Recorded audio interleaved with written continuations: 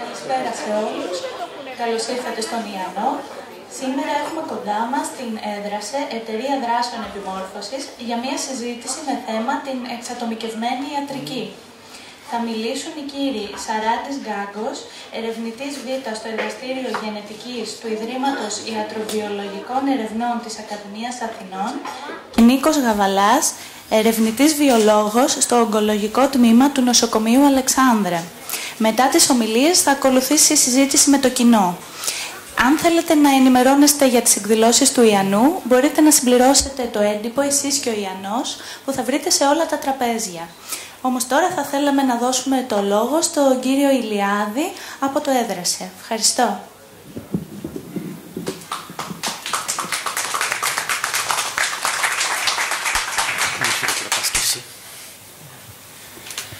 Καλησπέρα και από μένα. Ευχαριστούμε πολύ που ήρθατε. Πριν δώσω το λόγο στους ομιλητές μας, θέλω να πω δύο λόγια μόνο για την Έδρασε, την Εταιρεία Δράσεων Επιμόρφωσης. Είναι μια εταιρεία μη κερδοσκοπική, εκπαιδευτική, με λίγα χρόνια ζωής, από το 2010, που ασχολείται κυρίως με συμπράξεις ευρωπαϊκών προγραμμάτων πάνω στην εκπαίδευση ενηλίκων, σε σχολικές συμπράξεις, σε ανταλλαγές νέων και σε ευρωπαϊκά προγράμματα που τώρα αντικαταστάθηκαν πια από το λεγόμενο Erasmus+.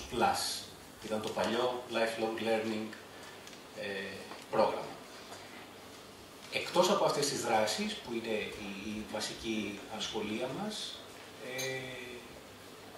έχουμε θεσμοθετήσει και το επιστημονικό καφενείο, που είναι μια προσέγγιση εκλαϊκευμένης επιστήμης με διαφορετική θεματολογία κάθε φορά, ώστε τα θέματα τα οποία και εμείς είμαστε λίγο ή πολύ πιο σχετικοί, αλλά και συνάδελφοι που έρχονται για να μας δώσουν τις γνώσεις τους, προσπαθούμε να τα προσφέρουμε στο κοινό με αυτόν τον τρόπο. Μέχρι τώρα έχουμε κάνει 4 τέτοιες συναντήσεις, αυτή είναι η 5η, η οποία είναι και η εξατομικευμένη ιατρική. Μπαίνοντας στο θέμα, δεν θέλω να σας κουράσω, να σας πω μόνο το ότι δεν είναι κάτι καινούριο η προσέγγιση της εξατομικευμένης ιατρικής.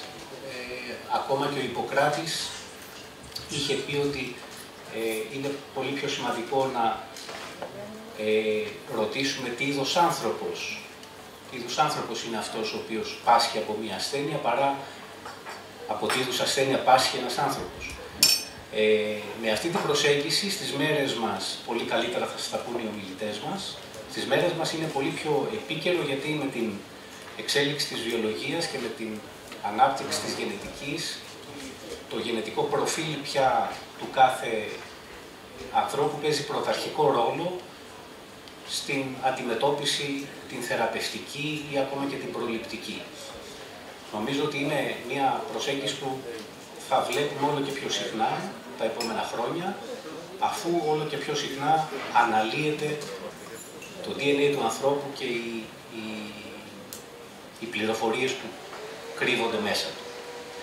Θα θυμάστε ίσως κάποιοι, νομίζω πάει πάνω από μια δεκαετία τότε, που έλεγε για τη χαρτογράφηση του DNA του ανθρώπου και όλοι χαιρόντουσαν και το ακούγαμε και στις ειδήσεις ότι επιτέλους χαρτογραφήθηκε το γενετικό υλικό του ανθρώπου, άρα λύσαμε όλα μας τα προβλήματα. Δεν είναι βέβαια έτσι, και όσοι ασχολούνται με τον τομέα και οι βιολόγοι γνώριζαν από τότε ότι απέχουμε πολύ από το να παραδεχτούμε κάτι τέτοιο, γιατί στις αλληλουχίες του DNA κρύβονται πάρα πολλά μυστικά, ακόμα και από τις περιοχές που δεν είναι γονίδια, που δεν εκφράζονται σε κάτι συγκεκριμένο. Έχουμε όμως μαζί μας δύο πολύ σημαντικούς ομιλητές. Είναι ο κύριος Σαράτης Γκάγκος, είναι ερευνητής Β στο Ίδρυμα Ιατροβιολογικών Ερευνών της Ακαδημίας Αθηνών.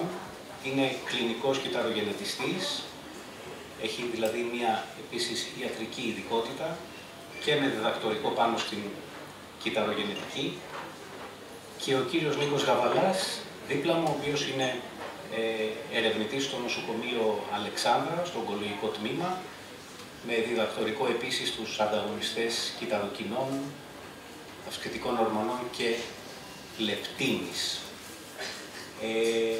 Νομίζω ότι θα σας τα πούν οι ίδιοι καλύτερα.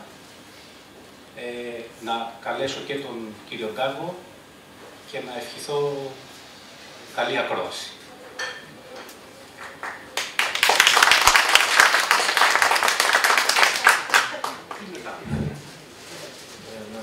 Να ακούγομαι. Λοιπόν, αυτός είμαι εγώ. Θα προσπαθήσω να κρατήσω την ομιλία αυτή σε όσο πιο απλό επίπεδο γίνεται, για να γίνω και πιο κατανοητός. Γιατί οι επιστήμονες γενικώς έχουμε μία τάση να φλιαρούμε κάποιες φορές και να νομίζουμε ότι όλοι ξέρουν όσα ξέρουμε και εμείς. Πολλές φορές κάποιοι ξέρουν περισσότερα από εμάς και εν πάση περιπτώσει υπάρχει μία τάση έτσι να δυσκολεύουν τα πράγματα λίγο. Για το σκοπό της συγκεκριμένης ομιλίας, η ομιλία αυτή θα είναι αρκετά, θέλω να πιστεύω, θα κινηθεί σε ένα επίπεδο στο οποίο θα γίνεται κατανοητό το νόημα της ομιλίας αυτής. Ξεκινώντας, θα προσπαθήσω να δώσω έναν ορισμό. Εκεί έχω γράψει δύο για να δείτε, υπάρχουν στην βιβλιογραφία. Κάποιοι λένε ότι όταν μιλάμε για εξατομικευμένη ιατρική, μιλάμε για ένα ιατρικό μοντέλο το οποίο προτείνει ακριβώς την εξατομίκευση θεραπείας μιας ασθένειας ανά ασθενή, ανάλογα με συγκεκριμένα χαρακτηριστικά τα οποία αυτός ή αυτή παρουσιάζει. Και ίσως και συμπληρωματικά σε αυτό η από μόνη της μπορεί να σταθεί μια άλλη φράση, η οποία μας λέει ότι η χρήση μεθόδων μεμοριακής ανάλυσης για τον προσδιορισμό της βέλτιστης ιατρικής αντιμετώπισης ενός ασθενούς, ανάλογα με το γενετικό του προφίλ και τα χαρακτηριστικά στο οποίο ζει, του περιβάλλοντος στο οποίο ζει, αποτελεί ένα ορισμό την εξατομικευμένη ιατρική. Ποιοι είναι οι στόχοι του, οι στόχοι της εξατομικευμένης ιατρικής? Πρώτα απ' όλα, η κατανόηση του μοριακού υποβάθρου της ασθένειας είναι ένα πολύ σημαντικό θέμα, διότι θα πρέπει να ξέρει ο κλινικός έτσι μετά ποια θεραπεία ή ποιος συνδυασμός θεραπείων είναι ο καταλληλότερος για τον ασθενή που έχει αντιμετωπίσει εκείνη τη στιγμή μπροστά του. Η προσπάθεια βέβαιος έβρεσης δικτών, οι οποίοι να σχετίζονται με ανταπόκριση στη θεραπεία και την πρόοδο της ασθένειας. Όταν λέμε δείκτες, εννοούμε μόρια γενετικού υλικού ή πρωτεΐνες, οι οποίες, θα δούμε και λίγο παρακάτω, πώς μπορούν να δράσουν ως σημάδια, να το πω έτσι χοντρά, για το ότι μπορεί να επίκειται μια νόσος. Οπότε, δίνει έτσι και ένα στοιχείο στον κλινικό γιατρό, ότι το θεραπευτικό σχήμα θα αντιμετωπίσει την κατάσταση αυτή. Και τέλος, επειδή ακριβώς όλοι οι ασθενείς δεν είναι ίδιοι, θα πρέπει να βρεθούν και οι κατάλληλοι πληθυσμοί οι οποίοι θα αποφεληθούν από συγκεκριμένες θεραπείες.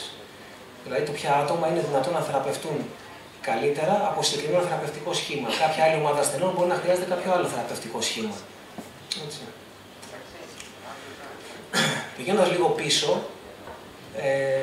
το 1902 έγινε η πρώτη σύνδεση μεταξύ γενετικής κληρονομικότητας και ασθένειας. Λίγα χρόνια αργότερα, το 1956, πραγματοποιήθηκε η πρώτη ανακάλυψη γενετικού υποβάθρου για την επιλεκτική τοξικότητα.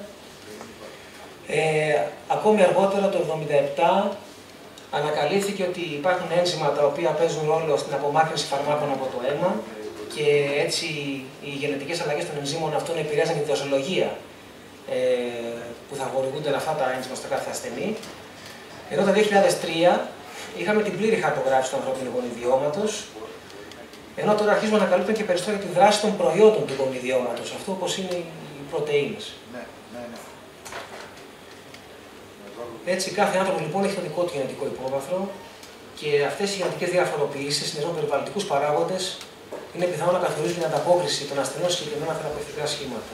Όπως π.χ. τον καρκίνο, που υπάρχουν φάρμακα τα οποία δουν ίσως μονάχα σε 20-25% των ασθενών. Θα πω μόνο λίγα λόγια για το τι είναι DNA, RNA και πρωτεΐνες, γιατί μπορεί να μην είναι ευρέως γνωστό, μπορεί να μην είναι πολύ γνωστό σε όλους. Το DNA είναι το γενετικό μας υλικό. Είναι αυτό το υλικό που έχουμε στα κύτταρά μας και το οποίο περιέχει την απαραίτητη πληροφορία για οποιοδήποτε χαρακτηριστικό του σώματός μας. Είναι ένα πολύ έτσι, απλό σχήμα, αυτό που σας έχω βάλει εκεί να δείτε. Είναι μια δίκλωνη έλικα, δύο αλυσίδες οι οποίες είναι αντιπαράλληλες, πάνε κάπως έτσι δηλαδή, να σας το πω χοντρικά. Και αυτό είναι εν ολίγης το DNA, το γενετικό μας υλικό, έτσι. Δεν μπαίνω σε πολλές λεπτομέρειες για να μην σας μπερδέψω και περισσότερο. Τώρα, το RNA είναι ένα άλλο είδος νουκλεϊκού οξέως, όπως είναι το DNA, το οποίο μία από τις λειτουργίες του είναι να παίρνει αυτή την πληροφορία από το DNA, να τη μεταγράφει και να είναι υπεύθυνο ένα υπεύθυνο μόριο το οποίο θα μεταφέρει την ασθένεια αυτή, την πληροφορία αυτή σε ειδικά οργανίδια του σώματός μας, των κυτάρων, για να συνδεθούν πρωτεΐνες. Οι πρωτεΐνες είναι το τελικό προϊόν, είναι αυτό το οποίο καθορίζει έτσι, τα ιδιότητες του σώματός μας, χαρακτηριστικά κλπ. Και αυτό είναι μια απλή τρισδιάστατη, διδιάστατη για την ώρα αυτή δομή. Απλώς για να πάρετε μια εικόνα πώς είναι τα μοντέλα των πρωτεϊνών που βλέπουμε και ερευνητικά πολλές φορές απεικονιστικά στο εργαστήριο. Λοιπόν, ο γιατρός πρώτα θα παρατηρήσει, θα κάνει κάποιες παρατηρήσεις για τον ασθενή ο οποίος έρχεται στο ιατρείο της στην κλινική. Στη συνέχεια θα προβεί σε κάποιες εξετάσεις, οι οποίες είναι απαραίτητες. Από αυτές θα δει, μελετώντας το γενετικό υπόβαθρο ή κάποιους άλλους δείκτες, θα δει ποια θεραπεία ίσως είναι η βέλτιστη ή ποια θα είναι η καλύτερη θεραπεία γενικώς για να αντιμετωπιστεί η πάθηση αυτή. Και μπορεί σε πρώτη φάση να προβλέψει ίσως και την ανταπόκριση στη θεραπεία αυτή, η οποία βεβαίως θα επιβεβαιωθεί ή όχι από τη θεραπεία την ίδια. Αν η πληροφόρηση πιστεύετε ότι αν η πληροφόρηση είναι καλή στην αρχή, όταν γίνεται η εξέταση και η θεραπεία θα αποδώσει. Τώρα, η εξατομικευμένη ιατρική θεωρεί ότι μπορεί να αυξήσει το προσδόκιμο ζωής πώς? 100 χρόνια πριν μιλούσαμε για ασθένειες αίματος γενικώς. Δεν ξέραμε τι ήταν, δεν ξέραμε μοριακά χαρακτηριστικά, ήμασταν λίγο στο κενό. Δηλαδή, ακούγαμε κάτι και λέγαμε αυτός έχει μια ασθένεια που έχει σχέση με το αίμα του, μέχρι εκεί. Μετά από 20 χρόνια, βρήκαμε ότι κάποια πάθη μπορεί να ονομαστεί λευχαιμία, κάποια άλλη μπορεί να ονομαστεί λέμφωμα, γιατί έχει κάποια ιδιαίτερα χαρακτηριστικά, διαφοροποιείται μεταξύ τους. Μετά από 20 χρόνια από αυτό, άρχισαμε και έχουμε υποκατηγορίες των ασθενειών αυτών. Χρόνια λευχαιμία, επιθετικό λέμφωμα κλπ. Σήμερα έχουμε 38 τύπους λευχαιμίας διαφορετικούς, και 51 τύπους λεμφώματος. Έτσι. Γιατί σας τα λέω όλα αυτά? Γιατί όσο πιο πολύ φτάσαμε και προχωρήσαμε την ανάλυση αυτή, το προσδόκιμο ζωής ενός ανθρώπου, όπως βλέπετε, άνω της πενταετίας, η πενταετία είναι ειδικά στον καρκίνο είναι ένα χρονικό διάστημα το οποίο τίθεται έτσι ως λίγο το κοιτάνε κλινική για να δουν αν κάποιος είναι μια πενταετή επιβίωση, σημαίνει ότι πάει καλά έτσι, σχετικά με τις θεραπείες τις οποίες παίρνει. Βλέπουμε ότι από 0% σχεδόν που ήταν 100 χρόνια πριν, έχει φτάσει το 70% ειδικά σε αιματολογικές ασθένειες και πολλές φορές το υπερβαίνει κιόλας ανάλογα την περίπτωση. Εδώ θα σταθώ πολύ, είναι ένα πολύ γενικό έτσι, πλάνο που δείχνει το πώς οι επιστήμες που ασχολούνται με την ανάλυση του DNA, η γενομική και τα personal genomics έχουν βοηθήσει στην ανάπτυξη αυτό που λέμε εξατομικευμένη ιατρική.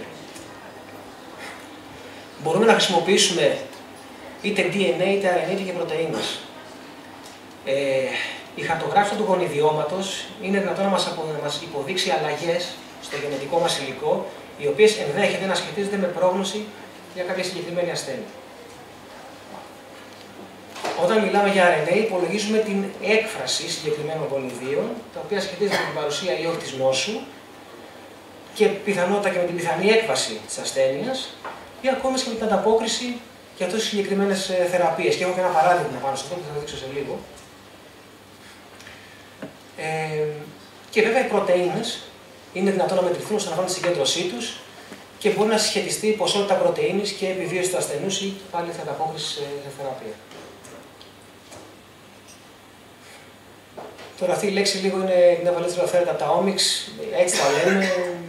Είναι ένα είδος τεχνολογίας που βρίσκεται σε έκρηξη τελευταία, με την οποία είμαστε σε θέση να λαμβάνουμε μεγάλες ποσότητες πληροφορίας από την ανάλυση του γενετικού υλικού των πρωτεϊνών, πολύ πιο γρήγορα, πιο μαζικά από ό,τι στο παρελθόν και είναι αυτές οι οποίες και τα δεδομένα αυτά προσπαθούμε τώρα να τα αξιοποιήσουμε έτσι ώστε να φτάσουμε σε χρήσιμα συμπεράσματα.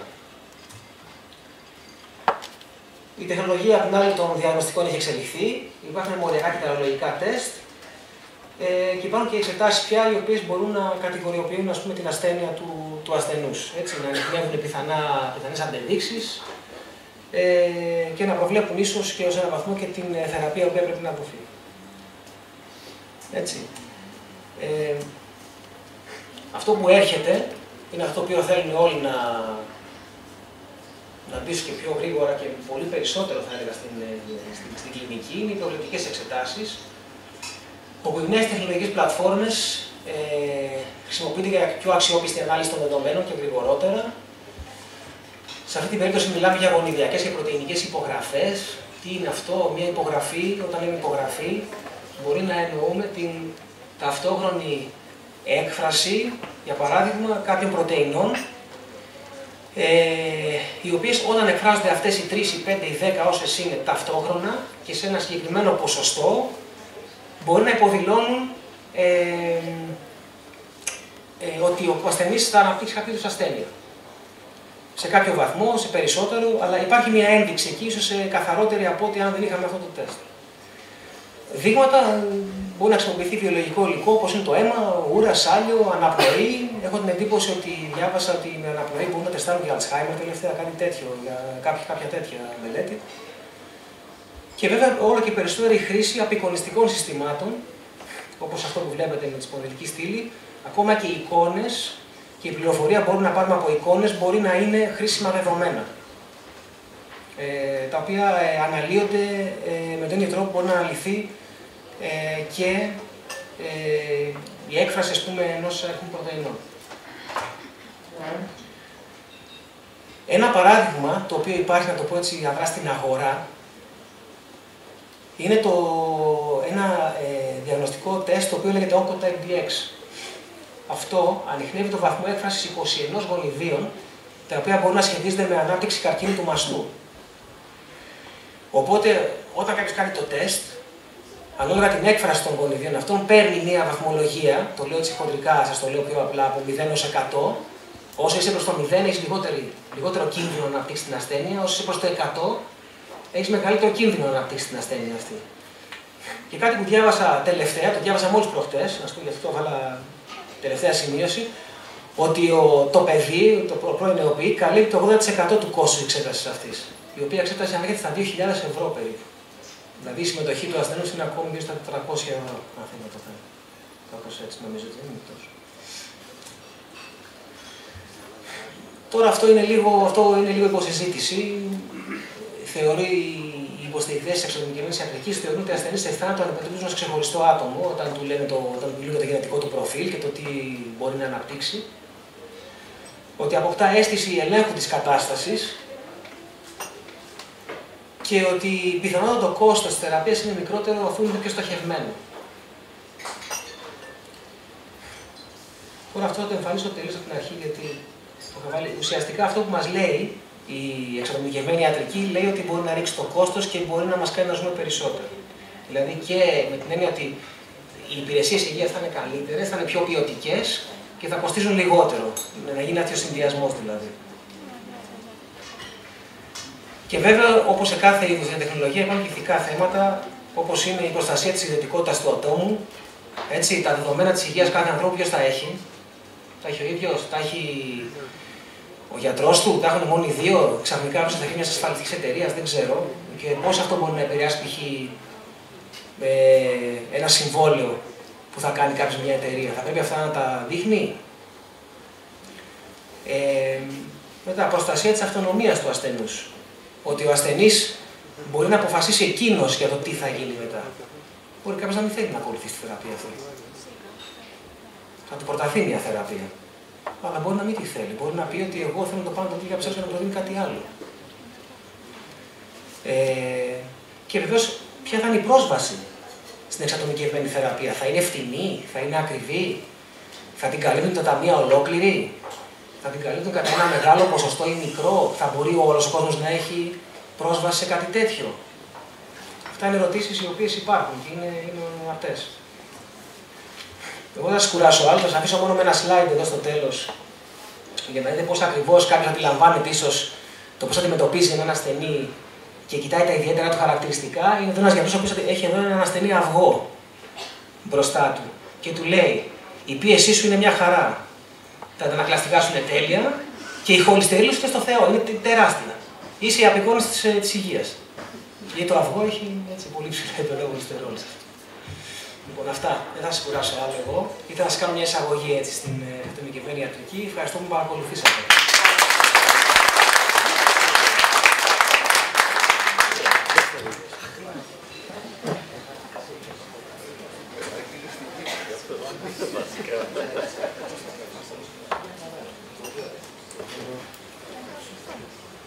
Καλησπέρα σας.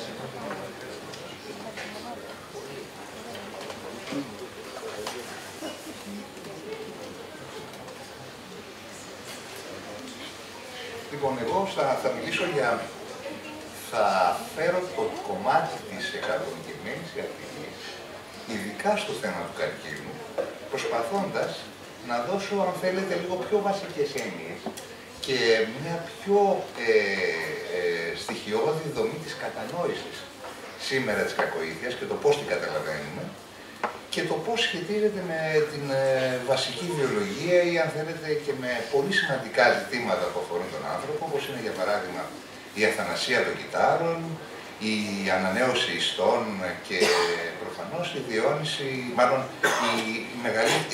η αύξηση της μακροβιότητας στο γενικό πληθυσμό. Έτσι λοιπόν θα σας μιλήσω σήμερα για τη σχέση μεταξύ των τελομερών των χρωμοσωμάτων, της γονιδιωματικής αστάθειας, που είναι ένα χαρακτηριστικό του καρκίνου, και το πώς αυτά σχετίζονται και το πώς αυτά έχουν να κάνουν με την εξατομικευμένη ιατρική.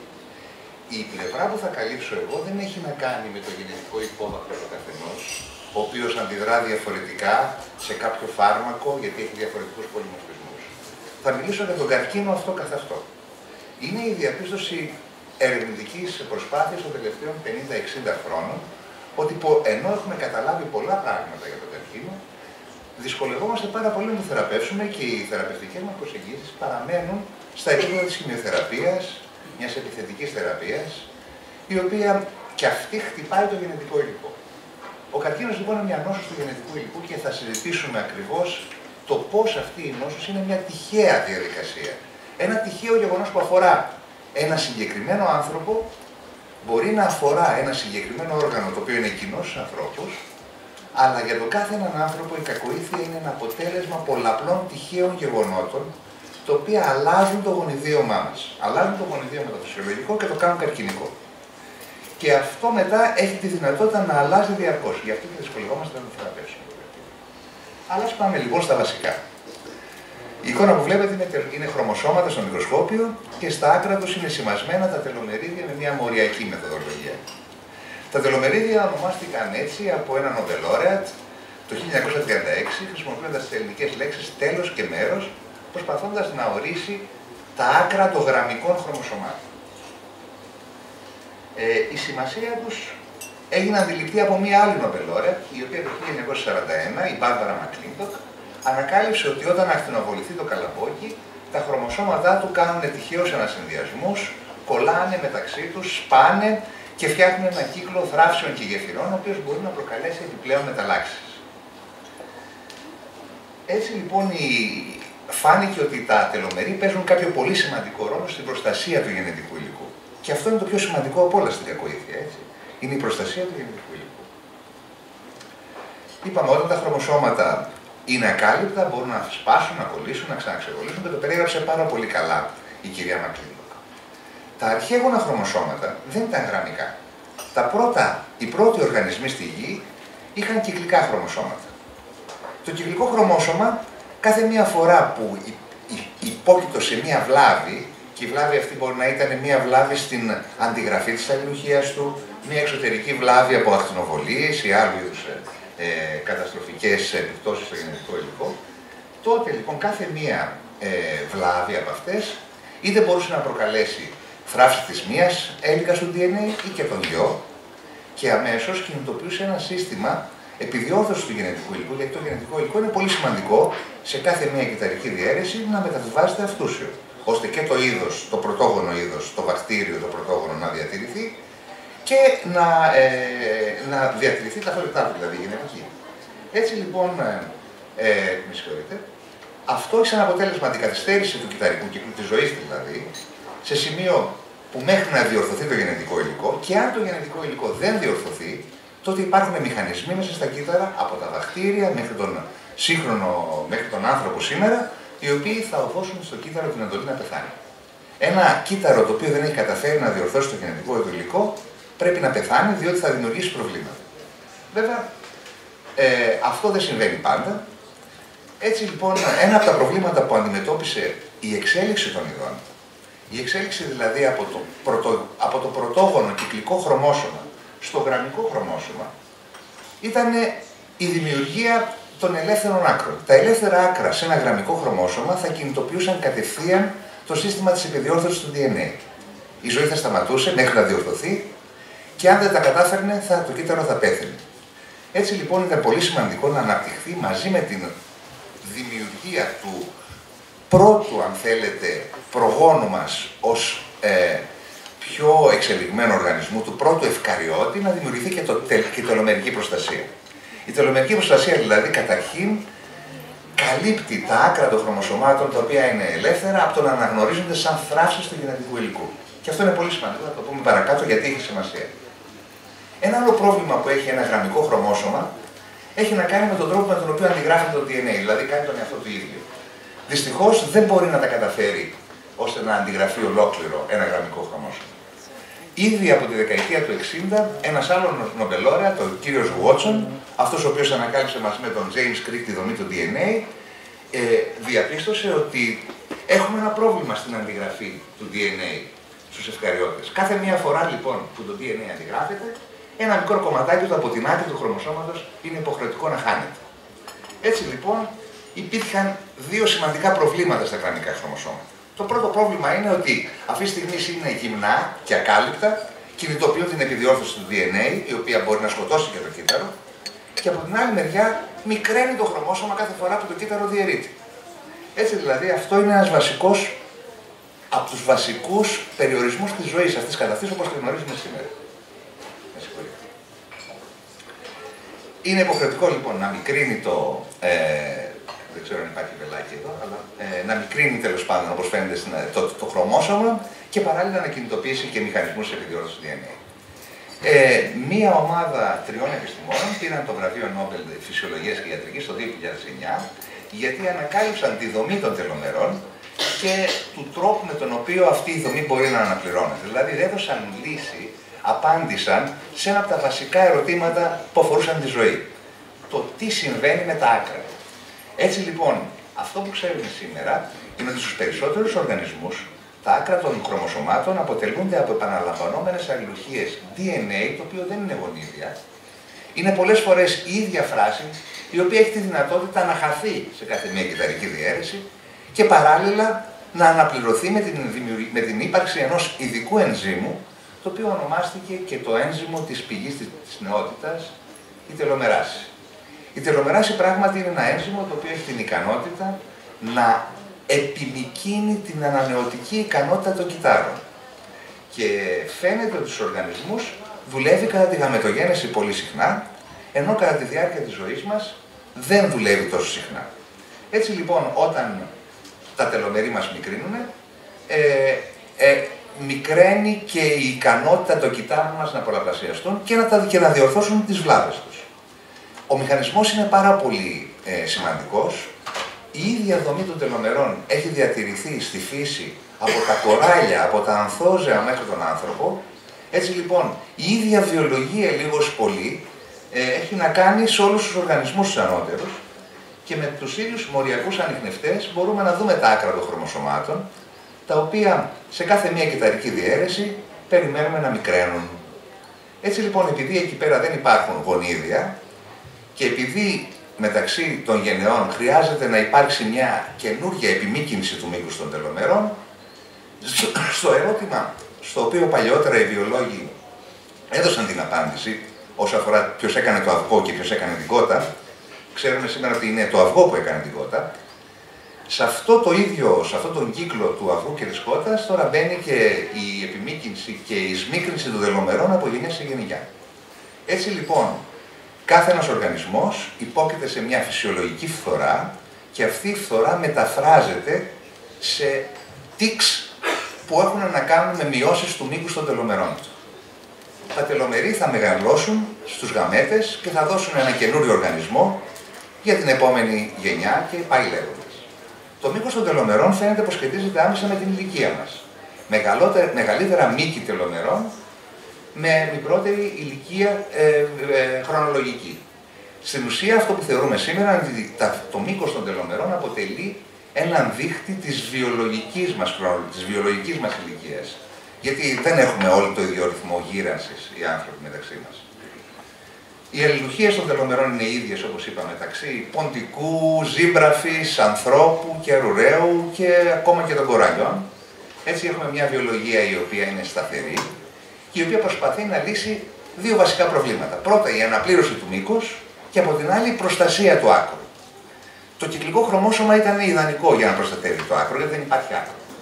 Έτσι λοιπόν η φύση, στην προσπάθειά της να κάνει το άκρο του χρωμοσώματος απροσπέλαστο σε μηχανισμούς επιδιόρθωσης του DNA, το κρύβει με μια πολύπλοκη διαδικασία ανασυνδυασμών, φτιάχνοντας κάτι που μοιάζει με κύκλο στα άκρα του χρωμοσώματος. Και αυτό ονομάστηκε θηλιά των τελομερών, η οποία δημιουργείται με μια σειρά από πρωτεΐνες και δημιουργεί μια ιδιόμορφη δομή, ώστε να κρύβεται αυτό το οποίο είναι ακάλυπτο, να κρύβεται από το ίδιο το κύτταρο, για να μην γίνει αντιληπτό σαν πλάτη.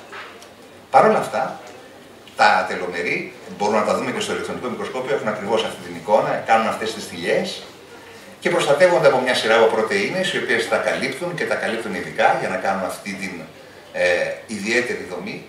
Παρ' όλα αυτά, παθαίνουν βλάβες και κινητοποιούν το σύστημα της επιδιόρθωσης του DNA όταν έχουν πάθει βλάβη. Εκεί ακριβώς ξεκινάει η διαδικασία της καρκινογέννησης. Ένας ιστός, ο οποίος έχει κάνει πολλούς κυταρικούς πολλαπλασιασμούς, είτε γιατί έχει υποχρεωθεί να το κάνει, είτε γιατί έχει περάσει την ηλικία των πολλών πολλαπλασιασμών, είτε γιατί πάσχει από μια ασθένεια γενετική που προδιαθέτει σε βλάβη του γενετικού υλικού πρόωρη γύρανση των κυτάρων δηλαδή. Στην ουσία αυτό είναι η κακοήθεια. Είναι μια πρόωρη γύρανση των κυτάρων. Αυτή την πρόωρη γύρανση των κυτάρων λοιπόν τη μεταφράζει το κύτταρο σαν μια κινητοποίηση του συστήματος επιδιόρθωσης του DNA στα τελομερή. Η εικόνα που βλέπετε είναι πυρήνες κυτάρων, σημασμένοι με φθοροχρωστικές, μπλε είναι ο πυρήνας, το πυρηνικό υλικό, κόκκινο είναι τα τελομερή των χρωμοσωμάτων, γιατί έτσι τα αναγνωρίζει μια ειδική πρωτεΐνη που πηγαίνει στα τελομερή, και μια άλλη πρωτεΐνη, η οποία είναι η πράσινη πρωτεΐνη, είναι αυτή η οποία πηγαίνει στη βλάβη. Τα τελομερή που έχουν βλάβη είναι κίτρινα, όπως φαίνονται σε αυτή την εικόνα. Είναι τελομερή τα οποία είτε έχουν μικρύνει πάρα πολύ, είτε έχουν ανεπαρκή προστασία από τις πρωτεΐνες που τα καλύπτουν. Όταν τα τελομερή δεν είναι καλυμμένα, τότε τα χρωμοσώματα συντύχονται μεταξύ τους, όπως περιέγραψε και η κυρία Μακλίντον, και γίνονται χρωμοσωμικές διαταραχές. Εδώ μπορείτε να δείτε ένα τέτοιο χρωμόσωμα, το βελάκι δείχνει ότι εκεί πέρα που δεν υπάρχουν τελομερή, αυτά τα χρωμοσώματα κολλήσαν μεταξύ τους. Επίσης, όταν δεν είναι καλά καλυμμένα τα τελομερή, παρά το γεγονός ότι υπάρχουν, πάλι μπορούν να κολλήσουν έτσι με αυτόν τον τρόπο τα χρωμοσώματα μεταξύ τους και μετά θα σπάσουν και θα δημιουργήσουν ανασυνδυασμούς και αναδιατάξεις, οι οποίες είναι χαρακτηριστικό του καρκίνου. Έτσι λοιπόν, αυτό που πιστεύουμε σήμερα, σαν μια γενικότερη θεωρία όσο αφορά την τελομερική θεωρία της γύρανσης και του καρκίνου, είναι ότι τα γαμετικά μας κύτταρα, τα εμβριονικά κύτταρα, έχουν το μεγαλύτερο μήκος τελομερών. Κατά τη διάρκεια της ζωής μας, αυτά τα κύτταρα τα οποία κρατούν ένα επαρκές μήκος τελομερών είναι τα βλαστοκύτταρα στο σώμα μας, αλλά τα υπόλοιπα κύτταρα υποχρεώνονται σε μια διαδικασία γύρανσης, η οποία όταν φτάσει στο όριό της, θα σταματήσει το κυταρικό πολλαπλασιασμό. Εάν για διάφορους λόγους, για την ενεργοποίηση κάποιου ογκογονιδίου, για την ανενεργοποίηση μηχανισμών οι οποίοι φρενάρουν τον καρκίνο σε ένα κύτταρο, αν για αυτούς τους λόγους τα κύτταρα αυτά, τα οποία είναι σταματημένα, συνεχίσουν να πολλαπλασιαστούν, τότε θα δημιουργήσουν αυτό που λέμε γενομική αστάθεια. Αυτή η γενομική αστάθεια είναι τυχαία. Είναι τυχαία για κάθε έναν άνθρωπο και για κάθε έναν καρκίνο. Μιλάμε για καρκινόματα σε βαγείς όρους, όχι λευκαιμίες, έτσι. Είναι τυχαία.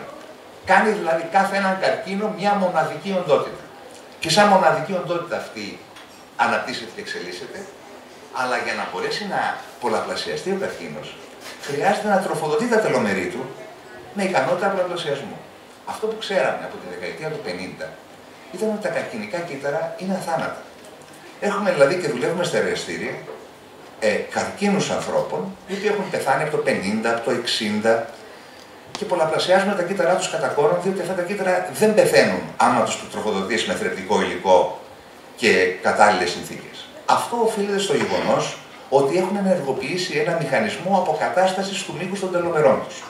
Τα τελομερή τους δηλαδή, ενώ κανονικά θα έπρεπε να μικραίνουν συνεχώς, έχουν την τελομεράση ενεργοποιημένη για να τα επαναφέρει σε ένα μήκος που να επιτρέπει το συνεχή και ανεξέλεγκτο πολλαπλασιασμό. Γιατί αυτό είναι τα καρκινικά κύτταρα. Ανεξάρτητα δηλαδή από το τι χαρακτηριστικά έχει ένας όγκος, έχει και μερικά χαρακτηριστικά τα οποία είναι κοινά για όλους τους καρκίνους. Αυτό είναι το μήκος των τελομερών του και η διατήρηση του μήκους των τελομερών. Είναι ένα είδος βενζίνης για τα καρκινικά κύτταρα, τα τελομερή. Όσο υπάρχει μηχανισμός το οποίος τα αναπληρώνει, τόσο ο καρκίνος μπορεί να υπάρχει. Εάν αυτός ο μηχανισμός σταματήσει, τότε υπάρχει πιθανότητα να έχουμε πολύ αποτελεσματικά αντικαρκινικά φάρμακα. Βέβαια, εδώ υπάρχουν άλλοι περιορισμοί, διότι η τελομεράση είναι ένα ένζυμο πάρα πολύ σημαντικό για το σώμα, πάρα πολύ σημαντικό για το νοσολογικό σύστημα, σκοτώνει πράγματι τους καρκίνους. Έχουν ήδη φτιαχτεί φάρμακα, έχουν πάει σε φάση, τρίτη φάση κλινικών δοκιμών τα φάρμακα αυτά, αλλά δυστυχώς αλλάζει η φιλοσοφία μας. Ξέρουμε ότι είναι αποτελεσματικά, κάνουν πολύ κακό στο αιματολογικό ιστό. Έτσι λοιπόν προσπαθούμε να ξαναφτιάξουμε μια καινούργια φιλοσοφία που δεν θα χτυπάει την τελομεράση, το ένζυμο που είναι απαραίτητο και για τα αιματολογικά κύτταρα, αλλά θα χτυπάει τα τελομερή των καρκινικών κυττάρων. Αυτό είναι μια άλλη ιστορία. Έτσι λοιπόν σήμερα ξέρουμε ότι υπάρχουν δύο βασικοί μηχανισμοί που επιμικρύνουν το μήκος των καρκινικών κυττάρων στα τελομερή τους. Ο ένας είναι η τελομεράση και ο άλλος είναι ένας αναλλακτικός μηχανισμός. Ξέρουμε ότι το περίπου το 90% των καρκίνων ενεργοποιεί την τελομεράση για να συνεχίσει το συνεχή του πολλαπλασιασμό και περίπου ένα 10 με 15% χρησιμοποιεί έναν εναλλακτικό μηχανισμό, ο οποίος έχει και πάρα πολύ μεγάλη χρωμοσωμική αστάθεια. Αυτό το στοιχείο της χρωμοσωμικής αστάθειας είναι που κάνει τον κάθε έναν όγκο ξεχωριστό.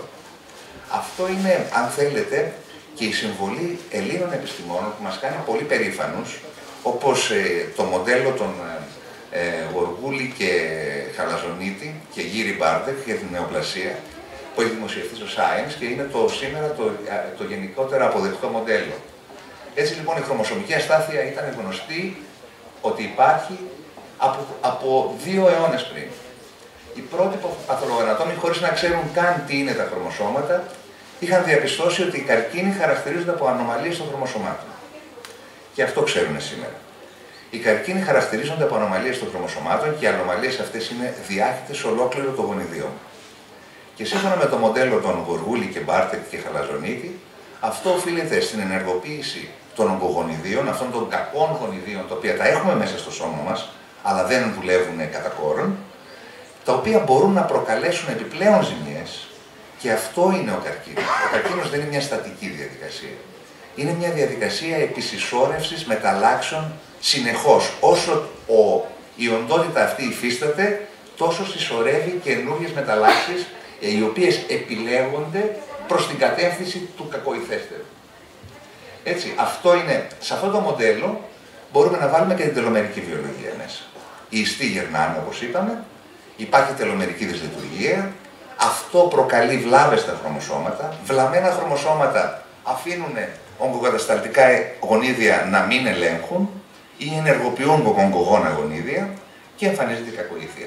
Η κακοήθεια όμως για να συντηρηθεί χρειάζεται έναν τρόπο να συντηρήσει τον πολλαπλασιασμό της, τα τελομερή της. Πρέπει λοιπόν να ενεργοποιήσει μηχανισμούς επιμήκυσης των τελομερών, όπως είναι η τελομεράση ή η εναλλακτική μηχανισμή. Έτσι λοιπόν, ένα από τα βασικά μας προβλήματα που προσπαθούμε να καταλάβουμε στην κακοήθεια είναι το πώς το διπλοειδές γονιδίωμα του ανθρώπου, το οποίο αποτελείται από 46 χρωμοσώματα, ένα από τη μαμά μας, ένα από τον μπαμπά μας, είναι ίδια, είναι πανομοιότυπα και είναι ζυγισμένα γενετικά. Φέρουν την ίδια πληροφορία. Αν εξαιρέσει κανείς το χρωμόσωμα Χ και το χρωμόσωμα Y, που εκεί υφίσταται ένας μηχανισμός αδρανοποίησης. Στον καρκίνο όμως έχουμε μια άρδινη μεταβολή του γενετικού υλικού. Η μεταβολή αυτή αφορά όλα τα χρωμοσώματα. Αλλάζει τη δόση τους, αλλάζει τη δομή τους, προκαλεί μεταλλάξεις σε γονίδια, αλλά αλλάζει τεράστια την ποσότητα του γενετικού υλικού και τον τρόπο με τον οποίο κατανέμεται. Αυτός είναι ένας μοριακός καριότυπος. Κάθε ένα χρωμόσωμα είναι βαμμένο μοριακά με ένα ειδικό χρώμα. Το χρωμόσωμα 1 είναι με κίτρινο, το 2 με μπλε κτλ. Κανονικά πρέπει να έχουμε από 2. Ο φυσιολογικός άνθρωπος έχει από 2 χρωμοσώματα για το κάθε ένα χρώμα. Ο καρκίνος όμως, από ό,τι βλέπετε, έχει αποκτήσει περισσότερα, τα έχει κόψει, τα έχει ανασυνδυάσει και έχει καταφέρει να φτιάξει εκείνο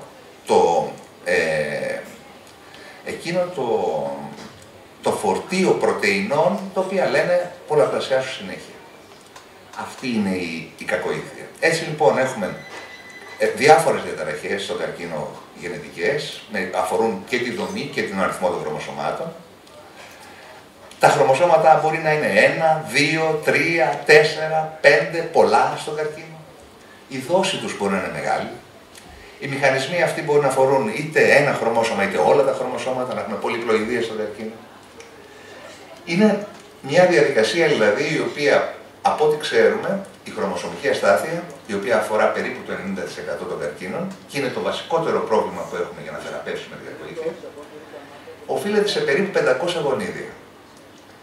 Ξεχωριστά.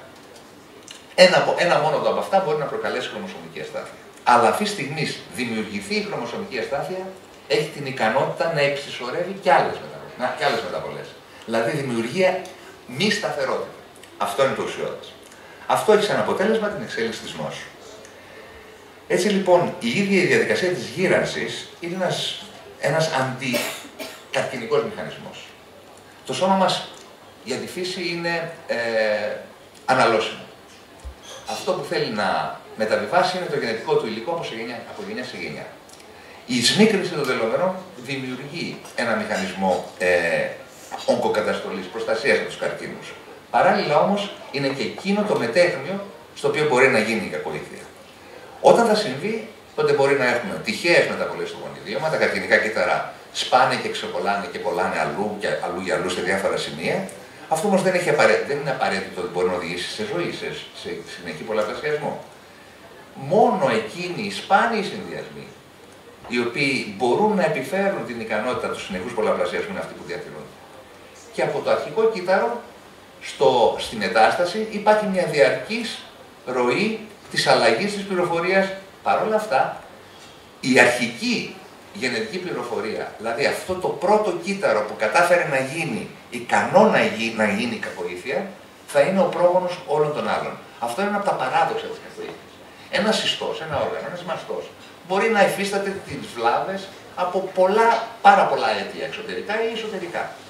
Όλα τα κύτταρα είναι αυτά τα οποία πιθανά αντιμετωπίζουν το πρόβλημα της κακοήθειας. Ο καρκίνος όμως, όταν θα γίνει σε αυτό το μαστό, θα γίνει από ένα και μόνο κύτταρο. Ή αν θέλετε, ένας μόνο καρκίνος θα καταφέρει να αντέξει και θα επιβληθεί τον άλλον γύρω-γύρω, και αυτός είναι αυτός που θα καταφέρει να σκοτώσει την ασθένεια. Έτσι λοιπόν προσπαθούμε με τις διάφορες μεθόδους που περιέγραψε ο προηγούμενος ομιλητής να δούμε το γονιδίωμα, να δούμε αυτές τις αστάθειες στο γονιδίωμα και το πώς με διάφορες μεθοδολογίες αυτές αλλάζουν. Είτε ενεργοποιώντας ογκογονίδια, είτε κλείνοντας ογκογονίδια, προσπαθούμε να δούμε αν κάνουμε στρες της αντιγραφής και αν αυτό μπορεί να φέρει επιπλέον μεταβολές. Μπορούμε να το μετρήσουμε, μπορούμε να μετρήσουμε πάρα πολύ μικρές μεταβολές στο γενετικό υλικό, δεν θα πω σε λεπτομέρειες να σας πω πώς το κάνουμε. Αλλά υπάρχουν αυτές οι δυνατότητες και με αυτόν τον τρόπο μπορούμε να δούμε τη γενετική αστάθεια ακόμα και σε ένα κύτταρο μέσα στον καρκίνο και να την μετρήσουμε από κύτταρο σε κύτταρο. Αυτό που βλέπετε στην εικόνα εδώ είναι 15 διαφορετικά γονιδιώματα από 15 καρκινικά κύτταρα. Δεν είναι κανένα ίδιο μετάλλο. Έχουν πολλές ομοιότητες, αλλά έχουν και πολλές διαφορές. Αυτό ακριβώς δίνει το μέγεθος του προβλήματος που έχουμε να αντιμετωπίσουμε όσον αφορά την κακοήθεια. Δηλαδή είναι πολύ δύσκολο να επαναφέρουμε αυτό το γονιδίωμα στο φυσιολογικό. Ίσως, εάν έχουμε τη δυνατότητα, να το κάνουμε ακόμα πιο ασταθές. Και δεν είναι λίγες οι θεραπείες οι οποίες αναπτύσσονται τώρα, οι οποίες βασίζονται ακριβώς σε αυτό το κριτήριο. Ενώ πιο μπροστά πηγαίναμε να θεραπεύσουμε έναν καρκίνο, αποκαθιστώντας κάτι το οποίο ήταν βλαμμένο και το βλέπαμε, τώρα τι κάνουμε? Υπάρχει σε ορισμένους καρκίνους μια λογική η οποία μπορούμε να φέρουμε την αστάθεια τη χρωμοσωμική σε τέτοιο σημείο που να πεθάνουν τα κύτταρα. Να μην μπορούν να διορθώσουν πια το γενετικό του υλικό και να πεθάνουν τα ίδια. Μέσα στην ίδια τη διαδικασία, δηλαδή η οποία τους δίνει πλεονεκτήματα, να χρησιμοποιήσουμε το πλεονέκτημα για να το σκοτώσουμε. Ένας άλλος μηχανισμός, είπαμε, είναι να κλείσουμε την τελομεράση, αλλά και εκεί από ό,τι φαίνεται, αν κλείσουμε την τελομεράση, ο καρκίνος βρίσκει διεξόδους, διότι ένα και μόνο κύτταρο ή δύο κύτταρα να καταφέρουν να επιβιώσουν με το καινούργιο επιλεκτικό πλεονέκτημα, καταφέρουν και δίνουν ξανά τον ίδιο όγκο. Έτσι λοιπόν, ακόμα και αν κλείσουμε την τελομεράση, που φαίνεται πως είναι μια πάρα πολύ αποτελεσματική θεραπεία παρά τα προβλήματα που έχει όσο αφορά το ανοσολογικό και το αιματολογικό ιστό, πάλι θα έχουμε το πρόβλημα της πιθανής εμφάνισης του άλλου μηχανισμού της επιμήκυσης των τελομερών, του εναλλακτικού, ο οποίος αυτό κάνει. Δηλαδή, έχουμε πολλά προβλήματα να αντιμετωπίσουμε στη διαδρομή. Αυτό όμως που θέλω να πω κλείνοντας, είναι ότι η πρόοδος της κατανόησης της ίδιας της κακοήθειας είναι αυτή η οποία δίνει τις λύσεις από εδώ και πέρα για το πώς θα φτιάξουμε καινούριες στρατηγικές για να θεραπεύσουμε αυτή την επάρατη νόσο. Και πιστεύω ότι στα επόμενα χρόνια μπορεί να δυσκολευόμαστε ακόμα να νικήσουμε τον καρκίνο, γιατί ακριβώς ο καρκίνος έχει την ικανότητα να αλλάζει συνεχώς. Πιθανόν όμως με τον έλεγχο της τελομεράσης ή των μηχανισμών αναπλήρωσης των τελομερών, οι οποίοι είναι πολύ σημαντικοί για τα βλαστοκύτταρα, να ανανεώνουμε τους ιστούς σε εκείνο το σημείο στο οποίο να μην υφίστανται τη βλάβη και την αστάθεια η οποία προκαλεί τον καρκίνο. Δηλαδή, ενώ κατά τη γνώμη μου θα είναι πιο εύκολο να προλαμβάνουμε την κακοήθεια στη διαδρομή παρά να θεραπεύσουμε τον καρκίνο, γιατί είναι πάρα πολύ δύσκολη οντότητα για μια οντότητα η οποία αλλάζει. Έχει δηλαδή φιλοσοφικά στοιχεία μέσα, κρύβει όμως και το μυστικό της αθανασίας. Δηλαδή η τελομεράση αυτή καθ' αυτή έχει θεωρηθεί ότι είναι το ένζυμο το οποίο ανανεώνει. Πράγματι, εάν την κόψεις τα ποντίκια γυρνάνε προώρα, εάν την ανοίξεις σε γυρασμένα ποντίκια, έχεις αποσιώβηση όλων των συνεπειών του γύρατος, το ξάσπρινο των μαλλιών, την απώλεια της μυϊκής μάζας. Είναι φοβερό το τι σημαίνει με την τελομεράση και το τι συζητιέται. Αλλά το αφήνω για να συζητήσουμε μεταξύ μας. Σας ευχαριστώ πολύ για την υπομονή σας και είμαστε και οι διευθυντές.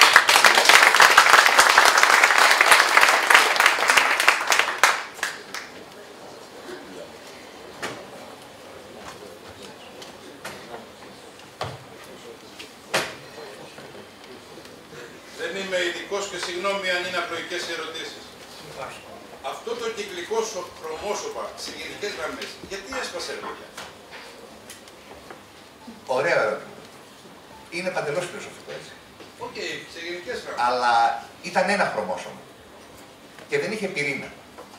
Έτσι, δεν ήταν προστατευμένο από το περιβάλλον. Η ζωή αυτή καθ' αυτή ορίζεται ως η ικανότητα να αφορίζουν κάποιες ουσίες στον εαυτό τους από ένα περιβάλλον.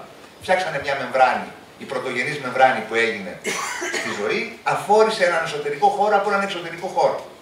Σε αυτόν τον εσωτερικό χώρο ήταν μέσα φίρτιν νύχτιν οτιδήποτε χρειαζόταν το κύτταρο για να ζήσει. Δεν υπήρχε πυρήνας. Ο πυρήνας έγινε σε αυτό που λέμε ευκαριώτες. Σε αυτά τα κύτταρα τα οποία δηλαδή φτιάξανε πυρήνα. Αυτά τα κύτταρα τα οποία φτιάξανε πυρήνα θέλανε να κάνουν και περισσότερες δουλειές. Δεν ήταν απλώς πλέον μονοκύτταροι οργανισμοί. Θέλουν να γίνουν σφουγγάρια, να γίνουν σκουλίκια, να γίνουν πιο ανώτεροι οργανισμοί. Έτσι λοιπόν έπρεπε να βάλουν περισσότερη πληροφορία στα χρωμοσώματά τους. Στην αρχή ενδεχομένως να είχαν 2 ή 3 κυκλικά χρωμοσώματα. Φαίνεται όμως πως υπήρχε ανάγκη από τη μια μεριά να πεθαίνει το είδος. Αυτό που είπαμε ακριβώς, ότι για το άμα το δει κανείς in the long term of view, είμαστε dispensable στα αγγλικά, με συγχωρείτε για τα αγγλικά μου. Αλλά αυτό ακριβώς συμβαίνει. Δηλαδή ότι αν το δούμε, το γενετικό υλικό έχει σαν σκοπό να διανύσει τον εαυτό του. Δεν πολύ νοιάζεται έτσι για το φορέα του. Γι' αυτό και είναι αναλώσιμος.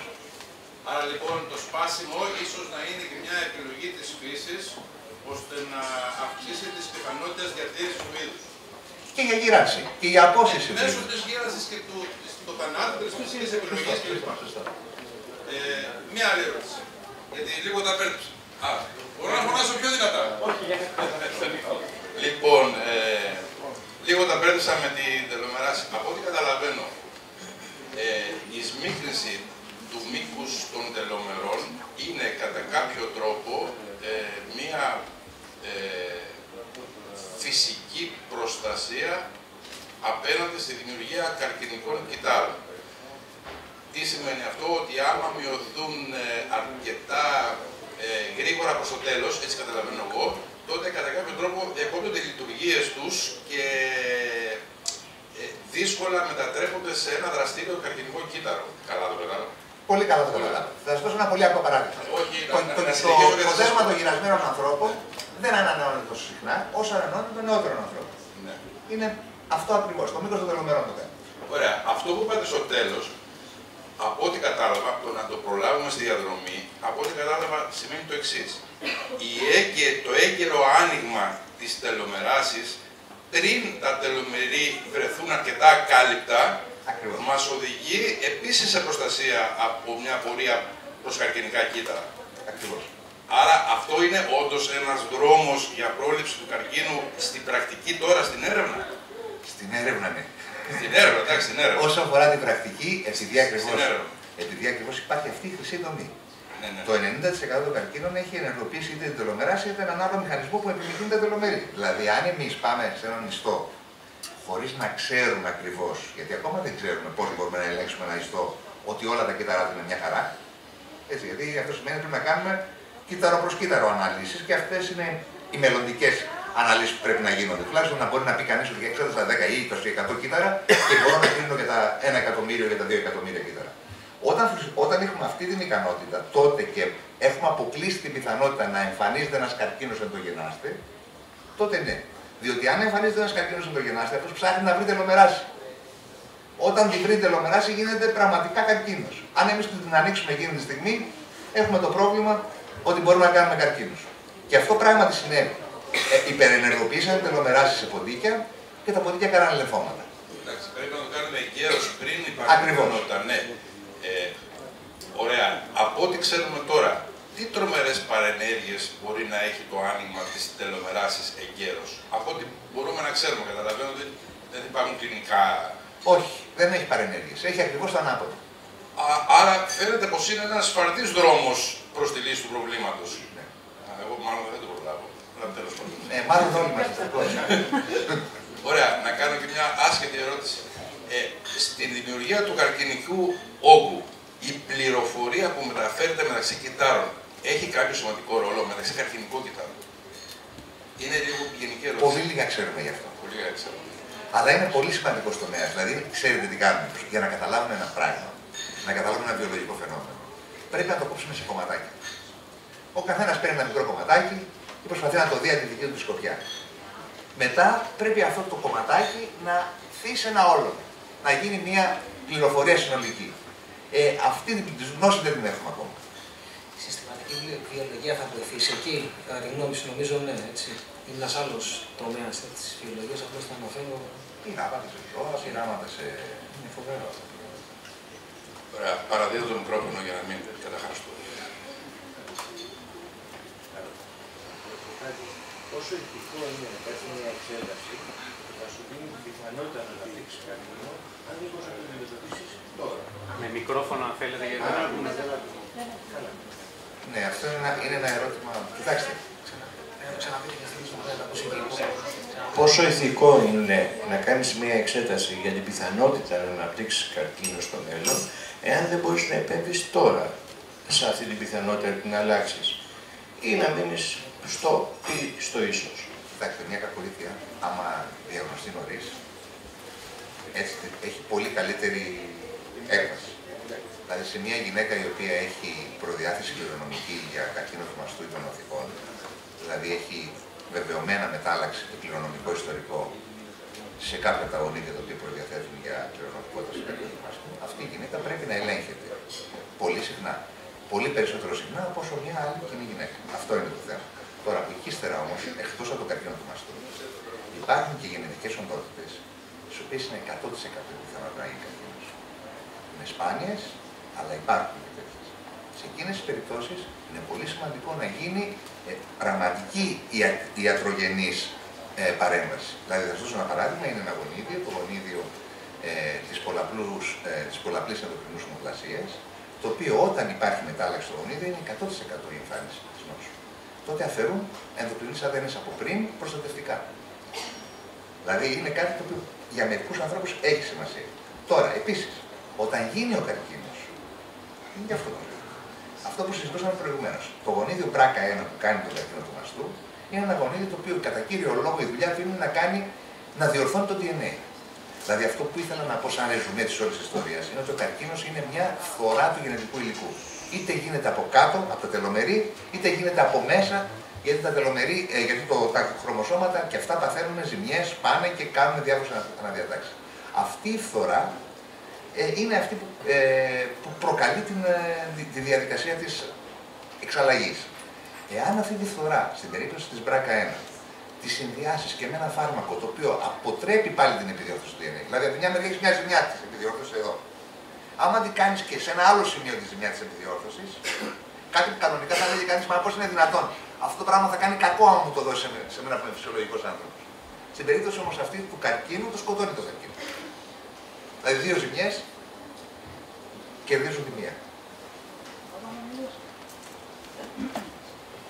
Επειδή είναι συγγνώμη, γνωρίζουμε ότι είναι αθάνατοι και ότι όταν καταλάβουν ένα κύτταρο, το πηγαίνουν στην προτέρα του μορφή στην εμβρυϊκή κατάσταση και τίθεται υπό τον έλεγχο του ιού. Δηλαδή, δημιουργείται ένα άναρχο περιβάλλον, τα κύτταρα αυτά πολλαπλασιάζονται άναρχα, διότι είναι εμβρυϊκά και είναι αθάνατα και δημιουργείται όγκος. Ο καρκίνος δεν νομίζω ότι δεν πονάει, αλλά επειδή μεγαλώνει, συμπιέζει τα παρακείμενα όργανα, παθαίνουν νοξαιμία, δεν νευρώνονται και τελικά καταλήγουν στον καρκίνο. Γιατί να μην αποδώσουμε και στον ιό την αιτία της καταστροφής της τελομεράσης? Και το άλλο, όταν βλέπουμε μια έλικα, βλέπουμε ότι έχει αυτά τα κουμπαλάκια. Και ίσως αυτά να είναι βακτήρια, γιατί βρήκαν τώρα ότι το μικροβίωμα του εντερικού βλενογόνου και το γονιδίωμα μοιάζει, του ανθρώπου μοιάζει με αυτή την έλικα. Και ίσως να είναι βακτήρια τα οποία φυλάνε, και έχουν ένζημα, φυλάνε το τέλος του χρωμοσώματος, ώστε να καταστραφεί και να πολλαπλασιάζεται φυσιολογικά.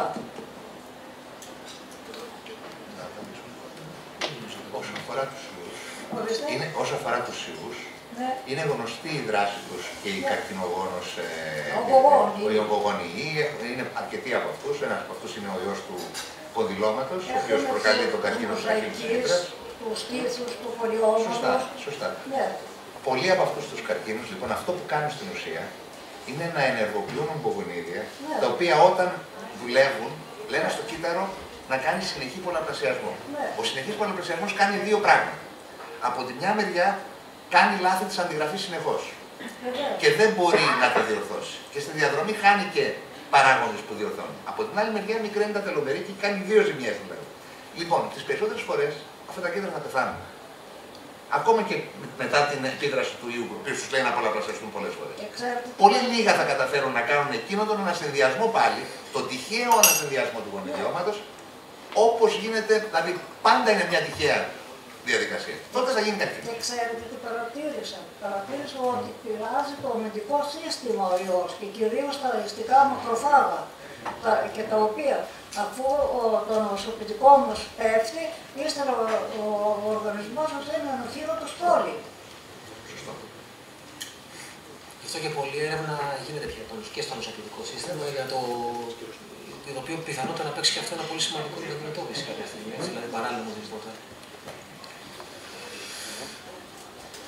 Ναι. Σας το δίνω αμέσως μετά το μικρόφωνο. Να ρωτήσω κάτι εγώ. Διαβάζοντας, αν δεν κάνω λάθος, τα νούμερα από στοιχεία του Παγκόσμιου Οργανισμού Υγείας, από 3,5 δισεκατομμύρια διαγνώσεις, τα 3,5 εκατομμύρια στις ΗΠΑ με στοιχεία του 2013, αν δεν κάνω λάθος, ήταν λαθασμένες. Επανέρχομαι λοιπόν στο θέμα της, να ξεφύγουμε λίγο αποκλειστικά από τον καρκίνο, αν και μέσα σε αυτές φαντάζομαι ότι αφορούσαν και διαγνώσεις νεοπλασματικών ασθενειών. Μιλάμε δηλαδή για περίπου 100.000 λανθασμένες διαγνώσεις στις ΗΠΑ μέσα σε ένα χρόνο. Θέλω να ρωτήσω λοιπόν με αφορμή αυτό το σκεπτικό, υπάρχουν στοιχεία για φαρμακευτικές εταιρείες που ψάχνουν ή έχουν καταφέρει μέχρι κάποιο βαθμό να εστιάσουν στον άνθρωπο, να εστιάσουν στο γενετικό προφίλ, όπως είπατε και οι δυο σας στην ομιλία σας κάποια στιγμή. Έχουμε δεδομένα στατιστικά από χρήση τέτοιων δεδομένων εξατομικευμένης πια θεραπείας, διαστρωματικής όπως λέγεται, από φαρμακευτικές εταιρείες ή όχι ακόμα? Δεν νομίζω ότι υπάρχουν πάρα πολλά στοιχεία πάνω σε αυτό ακόμη. Αυτό είναι μια συνεχής προσέγγιση που γίνεται από εταιρείες και πολλές κλινικές μελέτες έχουν και αυτό στο μυαλό, αλλά δεν νομίζω ότι έχουμε πάρα πολλά στοιχεία ακόμη που μπορούμε να πούμε κάτι σίγουρο. Αυτή είναι η άποψη που έχω.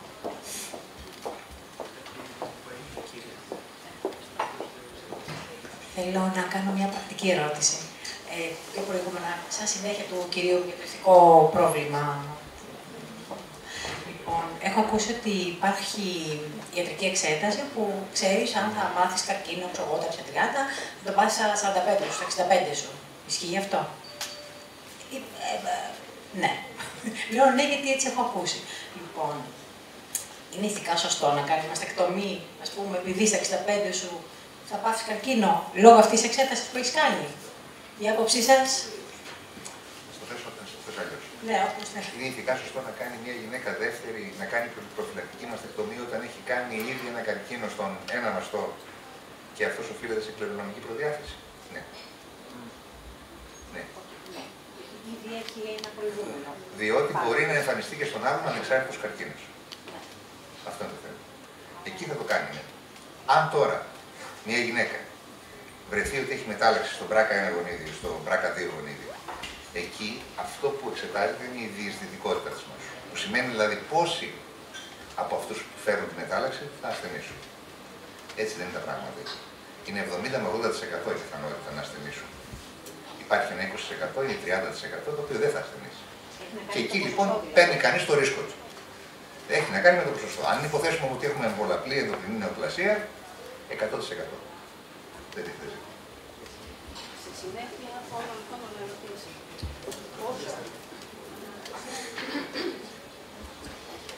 Στη συνέχεια όλων αυτών των ερωτήσεων, των απαντήσεων σας, για τους απογόνους, η κληρονομικότητα, που μετρείται πάντα, φαντάζομαι, σε κάποιο ποσοστό.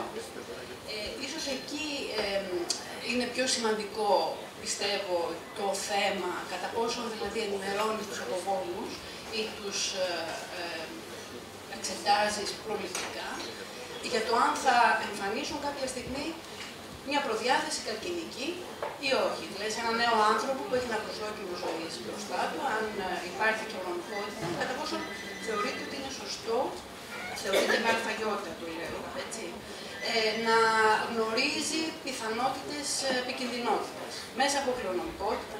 Γιατί πριν από λίγο είπαμε ότι βέβαια ο καρκίνος έχει να κάνει και με την τυχεότητα. Έτσι. Είναι πάρα πολλοί παράγοντες που επιδρούν και ίσως η κληρονομικότητα να μην είναι και καθοριστικός παράγοντας. Ποια είναι η άποψή σας? Ο καθηγητής Μοδράκης, ο οποίος είναι επίσης ένας από τους Έλληνες που μας κάνει πραγματικά πολύ περήφανος. Ο Ανδρανάκης λοιπόν είναι ο πρόεδρος του Παγκόσμιου Οργανισμού Γονιδιώματος του ανθρώπου. Έχει πει ότι αυτό που πρέπει να ανατρέξουμε στο γνώθι σε αυτόν των αρχαίων Ελλήνων. Το γνώθι σε αυτόν που λέγανε οι αρχαίοι Έλληνες, στη σημερινή μας εποχή δεν αντανακλά παρά τίποτα άλλο, παρά το γνώθι του γονιδιώματος. Αν θέλει κανείς να ξέρει ολόκληρη την πορεία που μπορεί να έχει η ζωή του. Παρ' όλα αυτά, επειδή τα γονίδια αλληλεπιδρούν με το περιβάλλον, έτσι, και αυτό έχει πολύ μεγάλη σημασία, δεν υπάρχει διτερμινισμός. Σημαίνει ότι εμείς έχουμε πάρει αυτό και πάμε και επειδή είναι έτσι θα πάμε έτσι. Δηλαδή, υπάρχουν παραδείγματα σε όλα τα επίπεδα της βιολογίας και ιδιαίτερα σε μια βιολογία η οποία είναι δύσκολο να μετρηθεί, όπως είναι η βιολογία της συμπεριφοράς. η βιολογία της συμπεριφοράς είναι δύσκολο να μετρηθεί.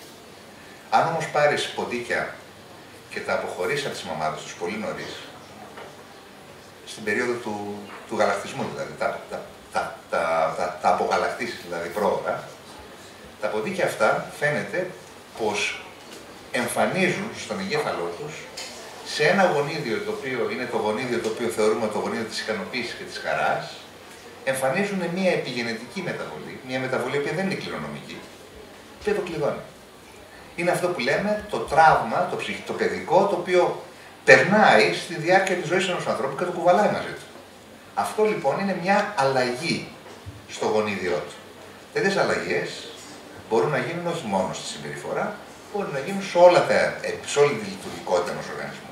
Παρ' όλα αυτά, είναι σίγουρο ότι στα επόμενα χρόνια θα εξετάζουμε όλο μας το γενετικό υλικό, θα το εξετάζουν και ασφαλιστικές εταιρείες και θα έχουμε διάφορα ζητήματα τα οποία θα τεθούν, γιατί άλλο είναι η προδιάθεση και άλλο είναι η νόσος.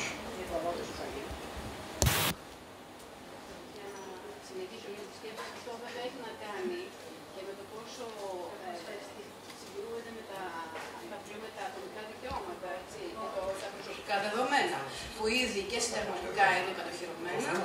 Έτσι, δηλαδή υπάρχουν πάρα πολλά θέματα. Ωστόσο, να ρωτήσω και κάτι ακόμα. Αυτή η εξατομικευμένη ιατρική, τουλάχιστον μέσα από όλες αυτές τις επιστημονικές διαδρομές και προσπάθειες, εφαρμόζεται και σε κοινωνίες ίσως που, δηλαδή σε χώρες που υπάρχει μεγαλύτερη άνεση από άποψη επιστημονικής έρευνας, οικονομικών δυνατοτήτων, υποδομής, έτσι, γιατί όλα αυτά νομίζω ότι είναι επάλληλα προβλήματα που πρέπει κανείς να τα λάβει υπόψη του.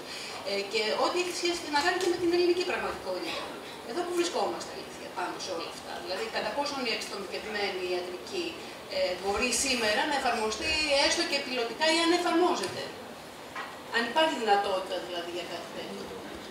Φαντάζομαι το γεγονός ότι και προσπαθεί να μπει στην πρακτική, την κλινική, νομίζω περισσότερο πια. Όμως υπάρχουν και διαγνωστικά, όπως το OncoType που έδειξα πριν, το οποίο κατά ένα μεγάλο ποσοστό το ασφαλιστικό ταμείο το πληρώνει. Βέβαια, ακόμη σε μια εξέταση όπως έδειξα 2.000 ευρώ, όταν πλήρωνε το 80%, μένει ένα σημαντικό ποσό ακόμη που για τον καθένα ίσως να μην είναι ακόμη εφικτό να το πληρώσει. Γι' αυτό και είπα ότι και το κόστος θα παίξει ένα ρόλο όσον αφορά το πόσο μπορεί ο ασθενής να συμμετέχει, αν συμμετέχει τελικά σε αυτό.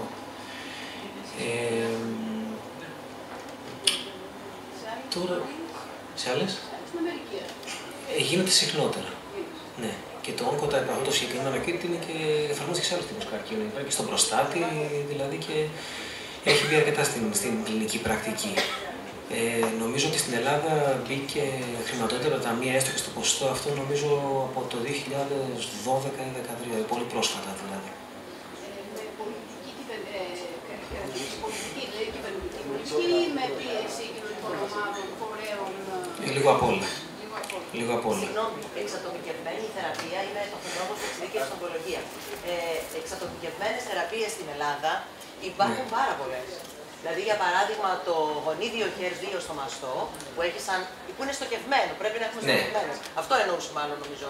Ίσως αυτό, εντάξει, όπως υπάρχει και τώρα πλέον μπαίνει και ανίχνευση καρκινικών κυτάρων στην κυκλοφορία, π.χ. τα CTC. Ναι, εντάξει, υπάρχουν όλα αυτά. Έχουμε θεραπείες στην Ελλάδα, γιατί και καλύπτονται από τα ταμεία, γιατί καλύπτονται 100% στους ασθενείς που έχουν κάποια νεοπλασματική νόσο, κάποια κακοήθεια. Όσον αφορά αυτό που είπατε εσείς, τις εξετάσεις, τις διαγνωστικές, δεν καλύπτονται 100%. Όχι, αλλά αυτό είπα και προηγουμένως, ότι είναι ένα ποσοστό. Το 80% είναι πολύ μεγάλο, γιατί το OncoType δεν νομίζω ότι έχει προσφέρει και στην Αμερική κάτι το ιδιαίτερο. Από όλα δηλαδή, τα συνέδρια που παρακολουθούμε δεν μας έχει προσφέρει κάτι. Το BRCA1 έχετε απόλυτο δίκιο, αλλά νομίζω ότι το γεγονός της Αντζελίνας Τζολί effect ήταν μεγάλο και γι' αυτό έγινε μεγάλη. Πολύ πιθανό. Στην Αμερική έχουν λιγότερο μάλλον ηθικά διλήμματα, εμάς είναι ίσως περισσότερο πιο κλειστές οι κοινωνίες. Εντάξει, λογικό είναι. Αλλά επειδή νομίζω ότι η ογκολογία στην Ελλάδα τα τελευταία ειδικά χρόνια, τη δεκαετία την τελευταία, έχει αναπτυχθεί πάρα πολύ. Έχουμε μεγάλο αριθμό κλινικών μελετών, απλώς δυστυχώς δεν χρηματοδοτούνται τόσο πολύ. Τα τελευταία χρόνια με την οικονομική κρίση δεν χρηματοδοτούνται πολύ και από τις φαρμακευτικές εταιρείες λόγω του ότι το κόστος των κλινικών μελετών είναι πάρα πολύ ψηλό. Γιατί πρέπει να έχει πολύ καλή ανάλυση δεδομένων κλπ. Εσείς προφανώς στο Οικολογικό Νοσοκομείο του Αλεξάνδρα έχετε πολύ μεγάλη γνώση, γιατί είναι από τα πρώτα νοσοκομεία που ασχολούνται ιδιαίτερα με κλινικές μελέτες, με μεγάλο αριθμό μελετών. Αλλά έχουμε πάρα πολλά καλά αποτελέσματα στις στοχευμένες θεραπείες και ο κύριος που προηγουμένως είπε για την διαστρωμάτωση και την εξατομίκευση των θεραπείων, νομίζω ότι είναι το μέλλον. Αλλά είμαστε μπροστά τουλάχιστον από την Αγγλία. Γιατί ο NICE, ο αντίστοιχος EOF, δυστυχώς μέχρι πριν από λίγο καιρό, για το HER2, το θετικό που έχουν γυναίκες και πρέπει να πάρουν φάρμακο εξειδικευμένο για τη συγκεκριμένα μονοκλονικό αντίσωμα, δεν το έδινε το φάρμακο αυτό. Απαγόρευε και μάλιστα έλεγε να το πληρώνεις από την τσέπη του ασθενής. Τα τελευταία χρόνια, μετά από μηνύσεις πολλές που έγιναν από γυναίκες, άλλαξε λίγο η εικόνα πριν από 2 χρόνια, 2,5. Έχει πάρα πολύ δρόσο. Ναι, 100% από όλα τα νοσοκομεία έχει μπει μέσα στο πρότυπο των διαγνωστικών εξετάσεων σε όλες τις κλινικές, σε όλα τα δημόσια και ιδιωτικά νοσοκομεία βέβαια. Αλλά στα δημόσια βέβαια καλύπτεται 100%. Δεν πληρώνουν πια οι ασθενείς, ενώ παλιότερα έπρεπε να δώσουν το 50%. Τώρα πια καλύπτεται. Εντάξει, εγώ το έθεσα και στην ομιλία δική μου, το έθεσα και λίγο ως προς την εξέταση και πολυπαραγωγικών αιτιών. Δηλαδή, σαφώς υπάρχουν δείκτες οι οποίοι από μόνοι τους έχουν συσχέτιση με θεραπεία και αγγειονικές πρωτεΐνες όπως ο VGF και τέτοια πράγματα. Καμία αντίρρηση. Εγώ απλώς το είπα και σε ένα επίπεδο έτσι λίγο. Όχι, δώσατε ένα παράδειγμα απλώς. Πάντως η τελομεράση μας έχει δημιουργήσει τεράστια προβλήματα, διότι είναι πάρα πολύ δύσκολη η χρηματοδότηση τέτοιων προγραμμάτων. Πάντως η Αμερική είναι λίγο αρκετά πιο μπροστά σε αυτό το κομμάτι, νομίζω. Να ρωτήσω και εγώ κάτι. Επειδή τα πάτε πολύ γενικά για την επιλεγμένη αυτή θεραπεία, να μας δώσετε 2-3 πληροφορίες πώς γίνεται η επιλογή των ασθενών. Αυτό θα με ενδιαφέρει περισσότερο σαν κλινικό γιατρό. Και γιατί μην ξεχνάτε, στην Ελλάδα ο καρκίνος στις περισσότερες περιπτώσεις διαγνώσκεται αργά. Ναι, βέβαια. Έτσι, και έχουμε και άλλα προβλήματα. Έτσι, έχουμε και άλλες ασθένειες, έχουμε και τον ψυχολογικό παράγοντα. Δηλαδή γίνεται μια επιλογή ασθενών σε ποιους θα εφαρμοστεί αυτή η θεραπεία. Πρώτον αυτό, και το δεύτερον, μην ξεχνάμε ότι δεν σκοτώνει μόνο ο καρκίνος, σκοτώνει και τα καρδιαγγειακά.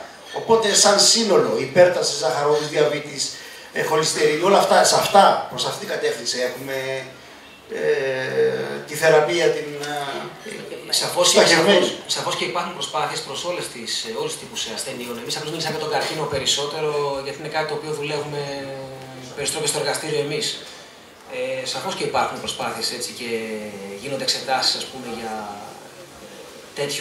για διαφορετικές ασθένειες εκτός του καρκίνου.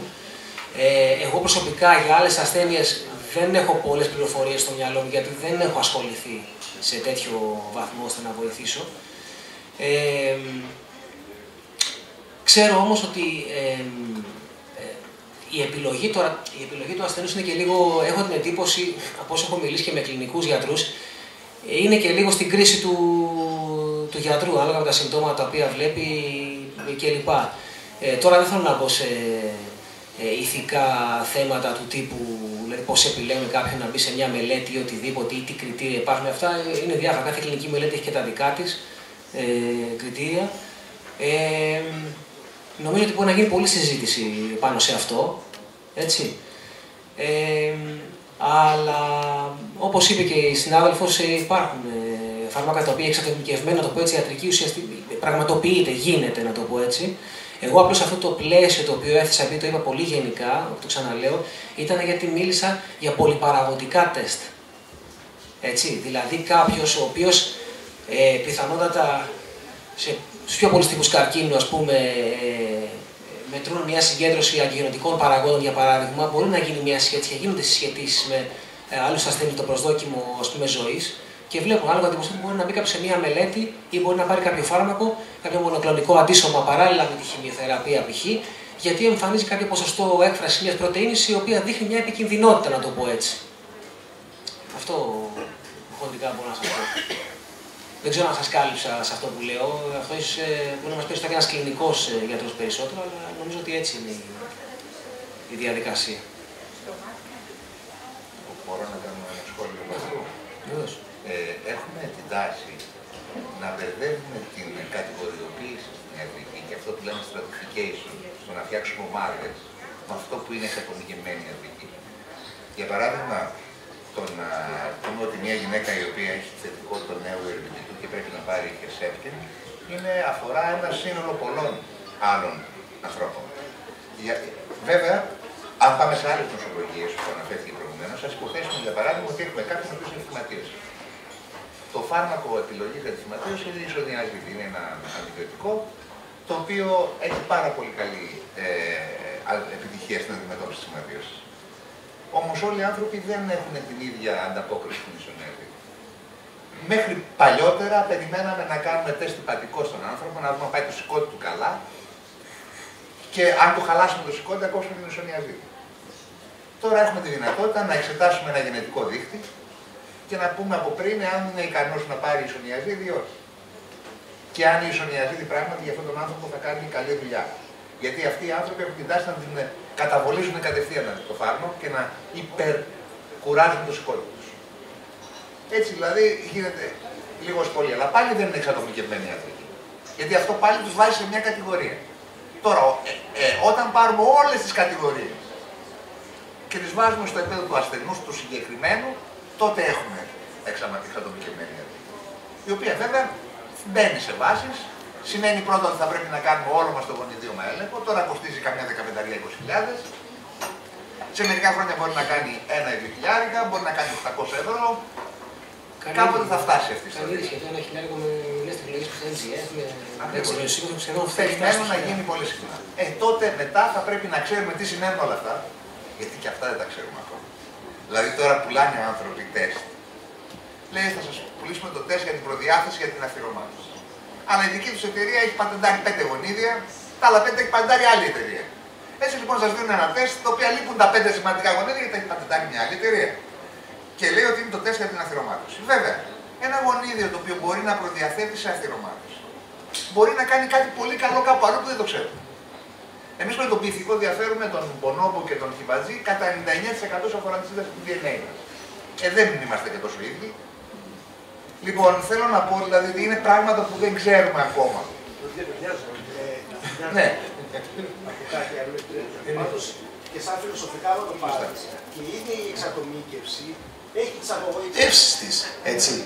Γιατί ας το πούμε, αν εσύ πίνεις καφέ το βράδυ για να μην κοιμηθείς, και ο άλλος πίνει καφέ για να κοιμηθεί, βλέπετε, ένα απλό παράδειγμα μεταξύ μας.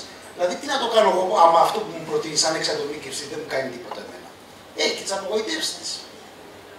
Και το άδοξο, και το παράδοξο, και το...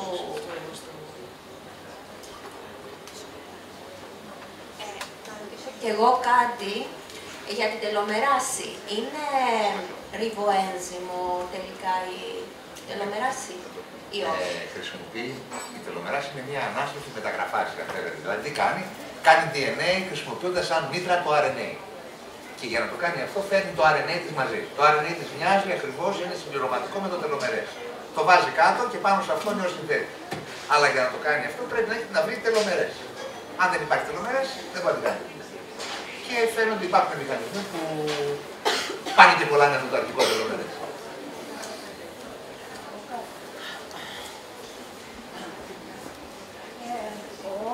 Η λέξη καρκίνο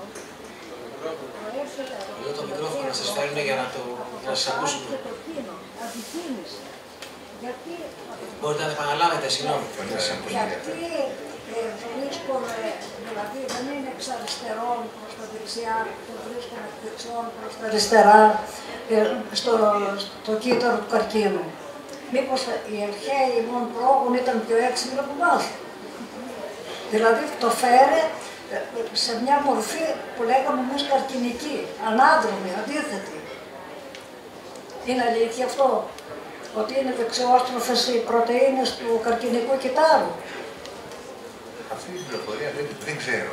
Η αλήθεια είναι ότι όσο αφορά την στερεοδομή των πρωτεϊνών και την κρυσταλλική τους δομή κτλ., οι γνώσεις μας είναι ακόμα πολύ περιορισμένες. Για παράδειγμα, η τελομεράση η ανθρώπινη, η κρυσταλλική της δομή είναι άγνωστη. Ξέρω, τώρα τελευταία έγινε αυτή η ιστορία.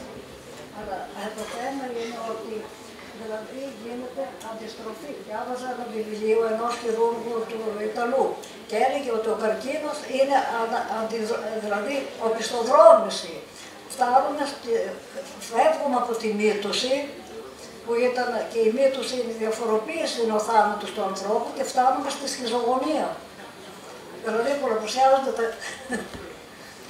Έχετε δίκιο σε σχέση, αυτό είναι φιλοσοφικό το θέμα, αλλά έχει μια άλλη ιστορία. Είναι το πώς είναι για τα πλαστικά καρκινικά κυτάρα, το οποίο είναι μια ιστορία, μια ολόκληρη, υπάρχει μια ολόκληρη παράθεση μεταξύ των αν υπάρχουν, δεν υπάρχουν, είναι μηχανισμός, είναι από μόνα τους, το κάνει ο καρκίνος, είναι συνεχές, αλλά φαίνεται πως αυτό...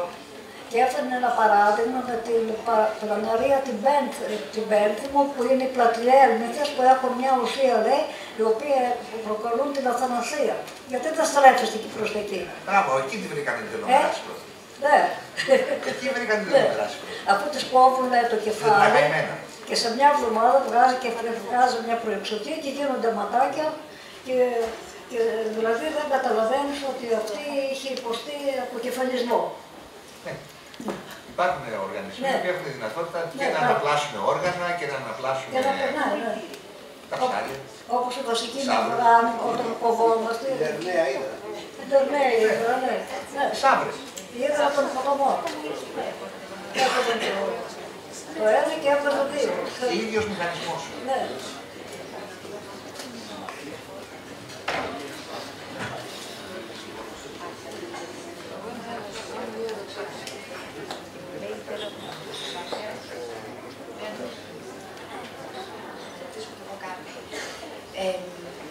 Σήμερα είναι η πρώτη επαφή που έχω με ένα τόσο θεωρητικό κομμάτι στον καρκίνο και πραγματικά έχω παρακολουθήσει με πάρα πολύ ενδιαφέρον. Γενικά σας ευχαριστώ πάρα πολύ και εξαιρετικές και οι ερωτήσεις. Από το φιλοσοφικό λοιπόν χώρο που ανήκω εγώ, θέλω να κάνω την εξής ερώτηση.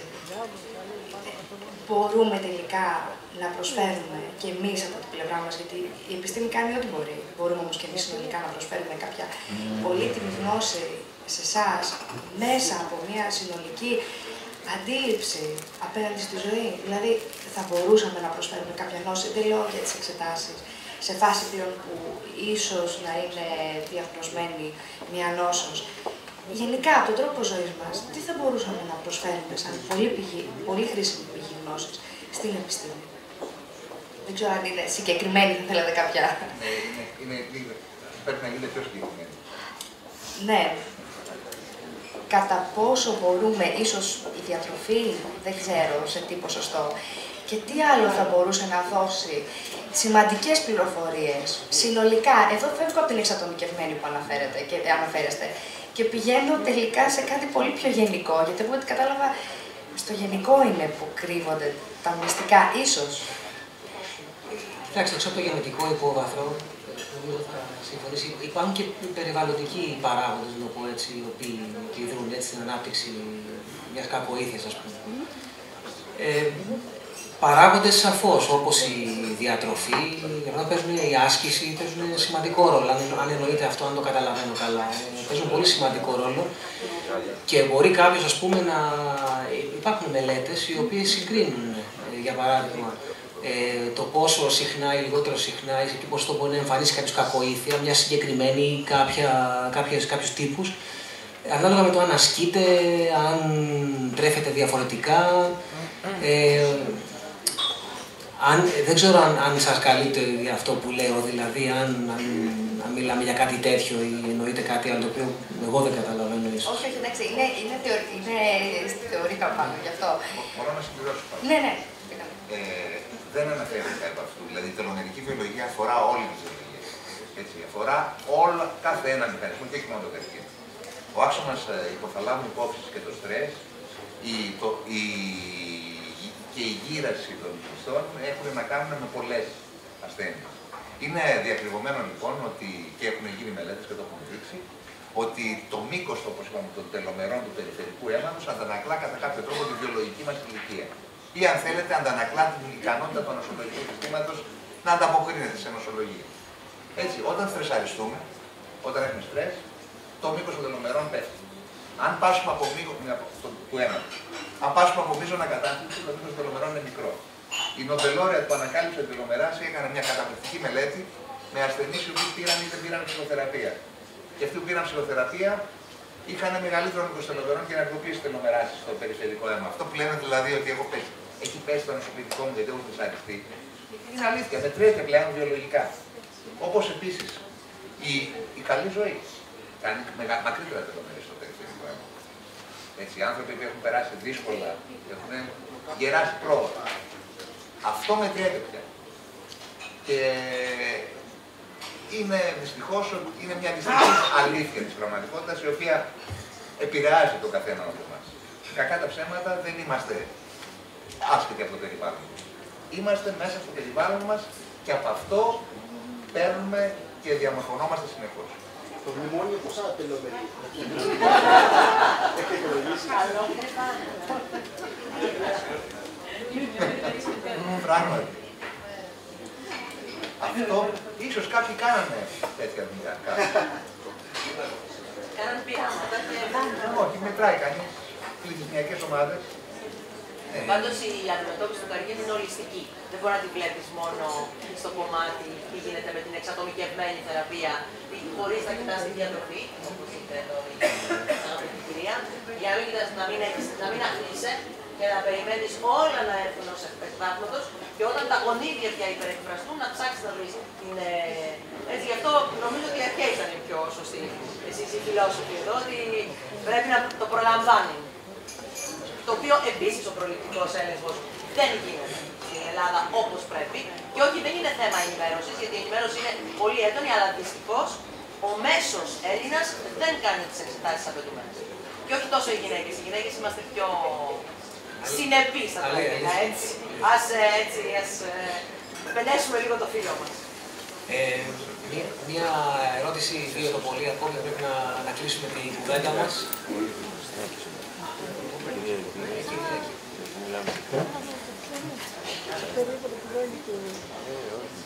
Εγώ θέλω να σας πω ότι η βιωματική μου εμπειρία πάνω σε αυτό, ότι η λέξη κακοήθεια τα λέει όλα, νομίζω, στην αντιμετώπιση του καρκίνου. Δηλαδή, επειδή λέμε για τροφή, λέμε για οτιδήποτε, όμως οι σκέψεις μας είναι αυτές που θα μας βοηθήσουν να πειθαρχήσει το σώμα στο φάρμακο που θα πάρει. Και στην ποσότητα που θα πάρει και στην πόσο αντέχει. Όμως πριν απ' όλα είδα αυτό, ότι ερμηνεύοντας τις λέξεις της ιατρικής βρίσκουμε και εμείς τη θεραπεία που μπορούμε να βοηθήσουμε και τον γιατρό και ο γιατρός να βοηθήσει εμάς. Άρα κακοήθεια είναι, πιστεύω, η μνήμη, όπως είπε και ο κύριος στο μνημόνιο, ισχύει για τον καθένα μας, που μπαίνει σε μία σειρά σκέψεων τελείως αρνητικών και για τον εαυτό μας και για το περιβάλλον μας.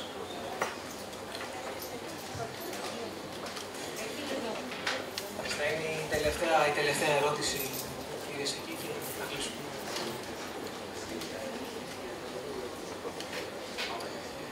Αντιλαμβάνομαι ότι η εξατομικευμένη ιατρική μπορεί να προσφέρει σιγουριά και στον ασθενή και ίσως και στον γιατρό. Αλλά δεν ξέρω αν θα ήταν πιο εύκολο να ψάξουμε για μια γενικότερη θεωρία πάνω σε αυτό. Και αν στο μέλλον είναι περισσότερο προσδόκιμο να καταφύγουμε στην εξατομικευμένη ιατρική, τότε θα ήταν πιο κουραστικό για τους εργαζόμενους ίσως και κατά πόσο θα ήταν γρήγορη διάγνωση πάνω στην ασθένεια που θα έχει ο κάθε άνθρωπος. Γιατί, όπως είπατε, είναι και διαφορετική η βλάψη κάθε άνθρωπος ή κάθε καρκίνο.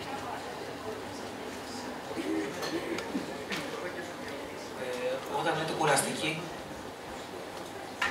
ίσως ότι θα χρειαζόταν περισσότερη έρευνα για κάθε άνθρωπο και ίσως να μην έφτανε ο χρόνος, δεν ξέρω, για να θεραπεύσουμε τους πάντες. Εντάξει, αυτό είναι λίγο υποκειμενικό κάθε φορά. Δηλαδή, υποτίθεται ότι έχεις αναπτύξει, υποτίθεται ότι θα έχει αναπτυχθεί το τεστ εκείνο ή η εξέταση εκείνο, το πω έτσι πολύ αδρά, η οποία θα σου δίνει την ένδειξη αυτή, η οποία θα γίνεται όπως γίνεται ένα απλό ιατρικό τεστ άλλο, δεν ξέρω τώρα. Εντάξει, το αν θα είναι κουραστικό ή όχι δεν νομίζω ότι θα είναι κάτι πολύ τόσο πια διαφορετικό και ειδικά όταν μιλάμε για σοβαρές ασθένειες, νομίζω ότι ο άλλος θα μπορούσε να μπει στη διαδικασία αυτή να το ελέγξει, αν πρόκειται η θεραπεία η οποία θα κάνει να είναι πιο στοχευμένη και να είναι καλύτερη για εκείνη ή εκείνη.